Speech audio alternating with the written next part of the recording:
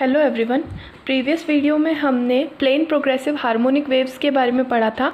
आज के वीडियो में हम प्रेशर वेव्स के बारे में पढ़ेंगे। Pressure waves in a gas column या longitudinal waves in a gas, कि गैस के एक स्तंभ में दाब तरंगे कैसे ट्रैवल करती है या फिर अनुदैर्ध्य तरंगे किस तरह से ट्रैवल करती है।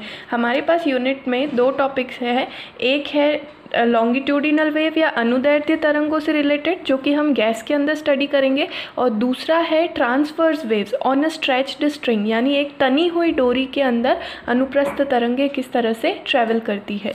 ठीक है, तो सबसे पहले अनुदैर्ध्य तरंगे क्या होती है, मैं प्रीवियस वीडियोस में भी आपको समझा चुकी हूँ। या लॉन्गिट्यूडिनल वेव्स क्या होती हैं, जो कंप्रेशन और रेयर फ्रैक्शन के फॉर्म में क्या होती है, ट्रैवल होती है ना, यानी संपीड़न और विरलन की तरह ट्रैवल होती है। तो ये चीज़ मेनली गैस के अंदर सबसे ज़्यादा अच्छे से नोटिस की जा सकती है, क्योंकि इस तरह के ट्रैवल के अंदर या इस तरह के प्रोपोगेशन के अंदर प्रेशर का चेंज आता है, और प्रेशर को सबसे अच्छी तरह से गैसेस के अंदर स्टडी किया जा सकता है। तो इस पॉइंट को पढ़ने के लिए हम मान लेते हैं कि हमारे पास एक इनफाइनाइटली लॉन्ग गैस या एयर का कॉलम है। ठीक है, बहुत ही लंबा है, इनफाइनाइट उसकी लेंथ है, और उसका जो क्रॉस सेक्शन एरिया है या फिर अनुप्रस्थ काट का जो क्षेत्रफल है वो हमने स्मॉल a मान लिया, और हम ये मान लेते हैं कि इसके अंदर प्लस x डायरेक्शन में एक प्रेशर वेव जो हो रही है वो ट्रैवल हो रही है। अब हम आगे पढ़ने के लिए एक इमेजिनरी दो प्लेन्स मान लेते हैं। ये हमारा ओरिजिन पॉइंट है या फिर इस कॉलम का स्टार्टिंग पॉइंट।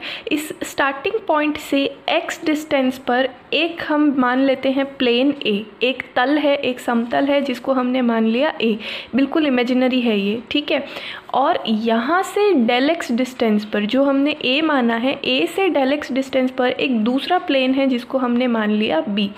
जब ये वेव जो है प्रेशर वेव ये आगे ट्रांसफ़र होने लगती है तो इनके अंदर कंप्रेशन रेयर फ्रैक्शन वाली चीज़ें आने लगती है। वो कुछ भी हो सकता है, चाहे तो कंप्रेशन चाहे तो रेयर फ्रैक्शन। अब हम ये मान लेते हैं कि कुछ टाइम के बाद जो हमारा A वाला प्लेन था वो A डैश पर चला जाता है, और B वाला जो प्लेन था वो B डैश पर चला जाता है। A से A डैश के बीच की डिस्टेंस को हमने साई मान लिया, और मान लिया कि ये जो B से B डैश वाली डिस्टेंस जो है वो साई प्लस डेल साई है। ठीक है, ये हमने इसके अंदर कंसीडर कर लिया। अब हम सबसे पहले A और B के बीच में इनिशियल वॉल्यूम को फाइंड आउट करेंगे। तो वॉल्यूम क्या होता है, वॉल्यूम होता है एरिया इंटू डिस्प्लेसमेंट या फिर एरिया इंटू डिस्टेंस। तो यही कॉन्सेप्ट हम यहाँ पर यूज़ करने वाले। सबसे पहले एरिया हमारे पास कितना है A, तो एरिया तो ये हो गया। अब हमें किसके बीच में फाइंड करना है, वॉल्यूम A और B के बीच में। तो A से B के बीच की डिस्टेंस कितनी है, डेल x। तो हमारा इनिशियल वॉल्यूम हो गया A इंटू डेल x। ठीक है, ये हुआ हमारा इनिशियल वॉल्यूम। अब हमें फाइनल वॉल्यूम निकालना है। ठीक है, इसको आप V मान लीजिए, इसको आप V डैश मान लीजिए। तो फाइनल वॉल्यूम निकालना है A डैश और B डैश के बीच में। ये हुआ A डैश और B डैश। तो अब हमें A डैश से B डैश के बीच की डिस्टेंस चाहिए। तो इसके लिए हम क्या करते हैं, सबसे पहले O से B डैश की डिस्टेंस निकाल लेते हैं, और उसमें से O से A डैश की डिस्टेंस को माइनस कर लेते हैं। मैं फिर से समझाती हूँ, एक बार O से B डैश को निकाल लेते हैं और फिर उसमें से O से A डैश तक माइनस कर देते हैं। तो बची हुई डिस्टेंस हमें क्या मिलेगी, A डैश B डैश। ठीक है, तो अब हम क्या करेंगे, यहाँ पर हम लिखेंगे area into O B dash minus O A dash. तो एरिया हमारे पास A है। अब O से B डैश की डिस्टेंस कितनी होगी, यहाँ तक चलना है हमें B डैश तक, तो x प्लस डेल x, और ये डिस्टेंस कितनी है, साई प्लस डेल साई। तो O से B डैश तक की डिस्टेंस हो जाएगी x plus del x plus psi plus del psi. उसमें से हमें ओ ए डैश को माइनस करना है। तो O से लेकर के A डैश तक की डिस्टेंस कितनी हुई, x और साई। ये वाली डिस्टेंस कितनी है, साई। तो यहाँ में से हमें माइनस करना है x प्लस साई। जब हम इसको सॉल्व करेंगे तो x में से x माइनस हो जाएगा, साई में से साई माइनस हो जाएगा। तो हमें जो फाइनल वॉल्यूम मिलेगा V डैश वो बचेगा A into del x plus, sorry this is del psi, del x plus del psi. तो ये हो गया फाइनल वॉल्यूम। अब हम कैलकुलेट करेंगे change in volume del V, जो कि V डैश माइनस V हो जाएगा। तो V डैश है हमारा A into del x plus del psi minus V हो जाएगा हमारा A इंटू डेल एक्स।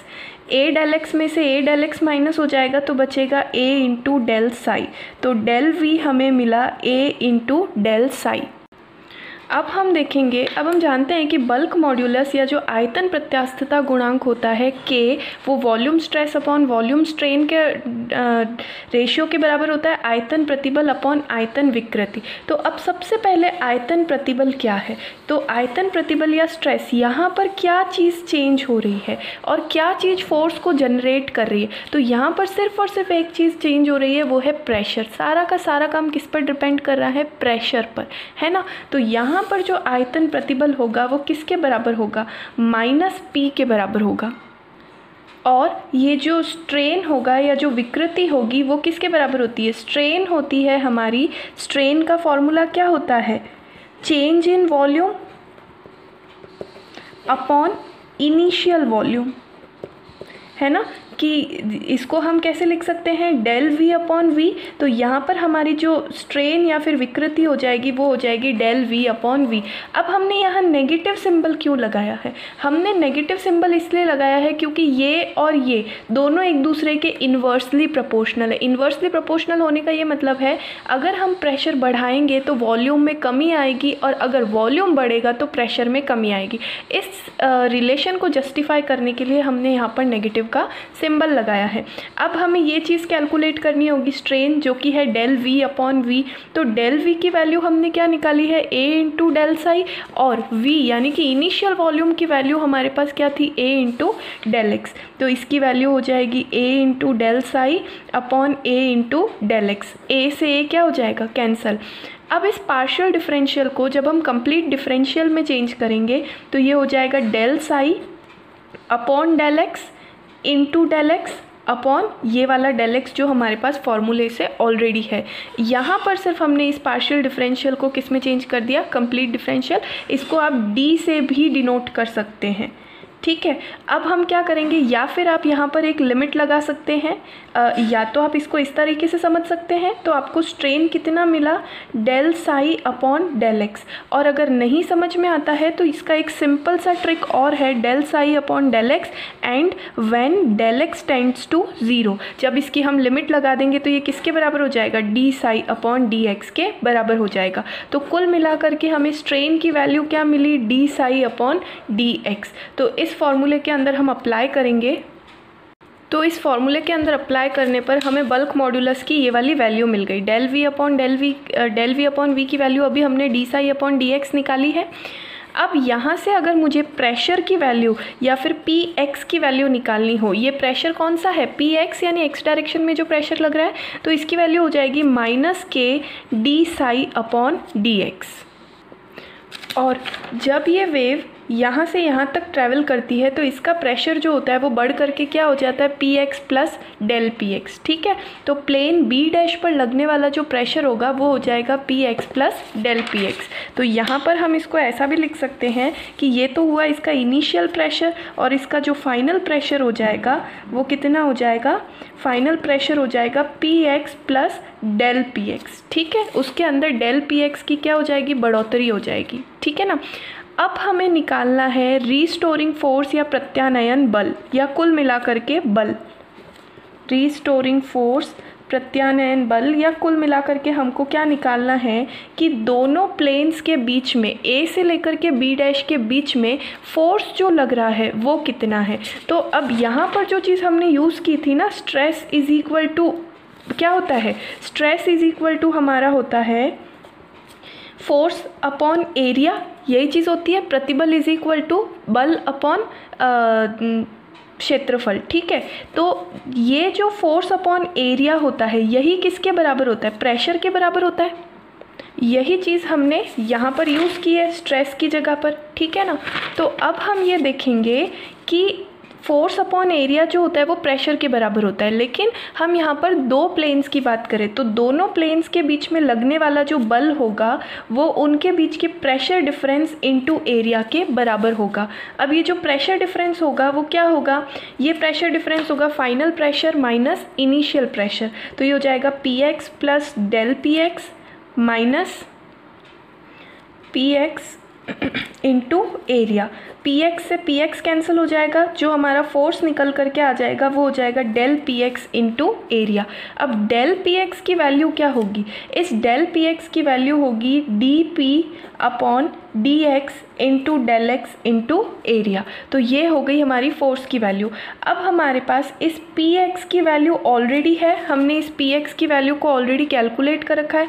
इस वैल्यू को जब हम यहाँ सब्सटीट्यूट करेंगे तो हमें फोर्स मिलेगा डेल एक्स इंटू ए को आगे ले लेते हैं d by d x into minus k d psi by d x. Minus k हमारा कांस्टेंट है, उसे बाहर ले आते हैं, डेल एक्स इंटू ए, ये हो जाएगा del square psi upon del x square.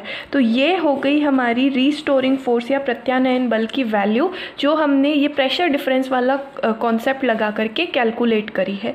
अब हमारा नेक्स्ट तरीका होगा, एक हमारा न्यूटन का फॉर्मूला भी तो होता है, force is equal to mass into acceleration F is equal to M ए।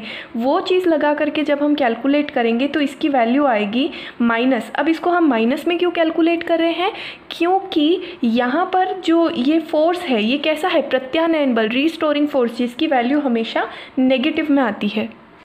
अब हमारे पास गैस का कोई पर्टिकुलर मास तो है नहीं, लेकिन अगर हम इसकी डेंसिटी को क्या मान ले, रो मान ले, तो डेंसिटी इज इक्वल टू क्या होता है, मास अपॉन वॉल्यूम, और वॉल्यूम हो जाएगा ए इंटू, यहाँ पर इस एक्सीलरेशन को मैं अल्फ़ा से डिनोट कर देती क्योंकि यहाँ पर भी ये और एरिया में भी ए, तो कन्फ्यूजन हो जाएगा। तो मास अपॉन वॉल्यूम, और वॉल्यूम अभी हमारे यहाँ पर क्या चल रहा है, ए इंटू डेल एक्स है ना, एरिया इंटू डिस्प्लेसमेंट।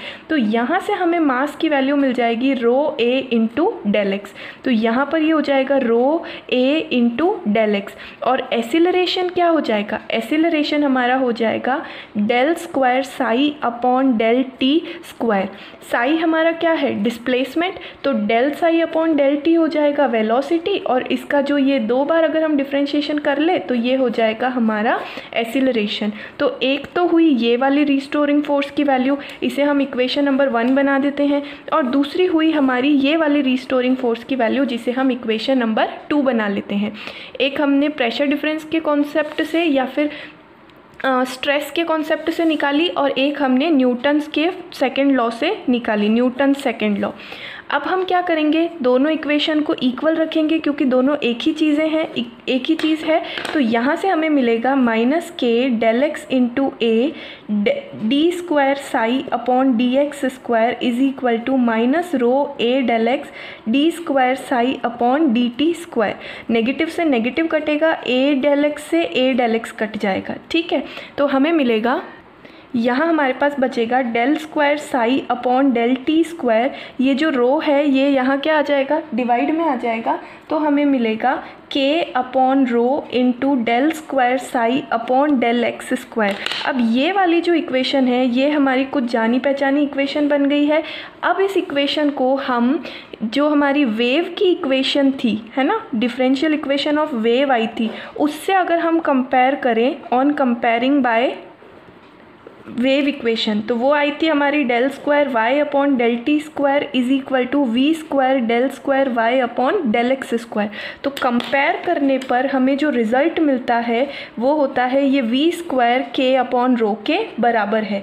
तो v square is equal to k upon rho, यहाँ पर ये जो वी होता है ये वेलोसिटी होता है। तो यहाँ से हमें इस प्रेशर वेव की जो वेलोसिटी मिल जाएगी वो हो जाएगी के अपॉन रो, यानी कि ये जो प्रेशर वेव ट्रैवल करती है उसकी velocity under root of bulk modulus upon उसकी डेंसिटी के बराबर होती है। तो ये है हमारी इक्वेशन ऑफ प्रेशर वेव और ये है उसकी वेलोसिटी।